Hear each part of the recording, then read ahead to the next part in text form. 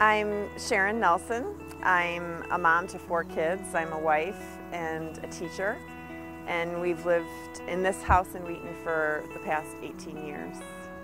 After we had been living in our house for about 10 years, I had a knock at the door, and I looked, and it was an odd man peering through my window.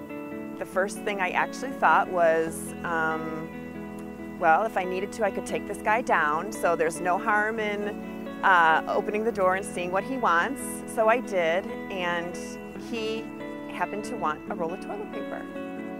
So I provided him with a roll of toilet paper and came back the next day with the same request for a roll of toilet paper. And that went on for quite some time until I eventually realized that maybe there was something different that he needed. That particular day, I invited him in and asked him if he just wanted to talk and have a snack, and he did. That began a friendship with a neighbor that lived 5 doors down from me, and his name is Ronnie. He was a mentally challenged, physically challenged man, and he lived by himself, and he was just very, very lonely. He came over nearly every day for a visit and a snack.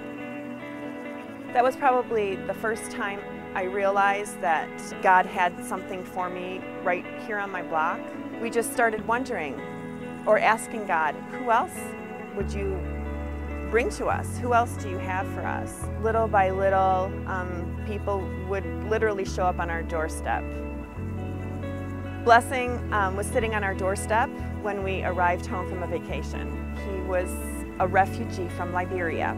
He had been shooting hoops while we were gone in our driveway, and I think we surprised him. We learned that Blessing and his mom lost their apartment.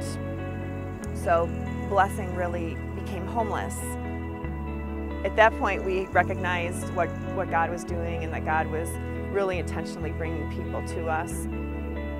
So he hung out for a while and would eat dinner with us and play with our kids. And he was talking to a social worker, and he mentioned that he was hanging out at our house, and the school knows us because our kids have all been through there. So they gave me a call and asked if we could help Blessing with his schoolwork, help him practice reading, help him where he was kind of falling through the cracks there. And so we agreed to do that, and kind of had to offer Blessing tough love every now and then, but you know, was just hoping that he would make progress in so many areas of his life.